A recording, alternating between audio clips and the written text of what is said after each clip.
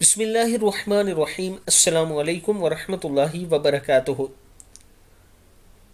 دوستو، قیامت کے دن ہم انسان ایک خواہش کریں گے۔ آج میں اپنے دوستوں کو وہ خواہش بتاؤں گا کہ قرآن پاک میں اس کے بارے میں کیا کہا گیا ہے۔ قیامت کے روز انسان کہے گا، کاش اے کاش مجھ کو میرا نامہ اعمال نہ دیا جاتا اور مجھے معلوم ہی نہ ہوتا میرا حساب کیا ہے۔ اے کاش موت میرا کام تمام کر چکی ہوتی۔ اے کاش میں نے رسول اللہ صلی اللہ علیہ وآلہ وسلم کا راستہ اختیار کیا ہوتا۔ اے کاش میں نے فلاں شخص کو دوست نہ بنایا ہوتا۔ اے کاش ہم اللہ تعالیٰ اور رسول اللہ صلی اللہ علیہ وآلہ وسلم کی اطاعت کرتے۔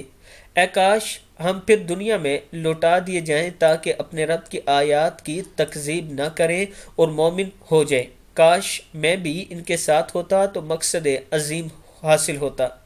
کاش میں نے اپنے رب کے ساتھ کسی کو شریک نہ بناتا یا نہ بنایا ہوتا۔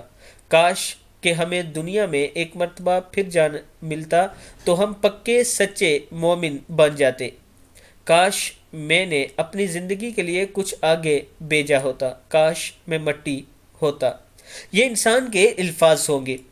ابھی بھی جو لوگ یہ ویڈیو دیکھ رہے ہیں، ابھی بھی ہم سب کے پاس یہ وقت موجود ہے کہ ہم آگے اپنے اعمال کے لیے کچھ بھیج دیں اور دنیا میں بھی رہ کر اپنے لیے کچھ ایسا چھوڑ جائیں جو قیامت تک ہمیں ثواب پہنچاتا رہے۔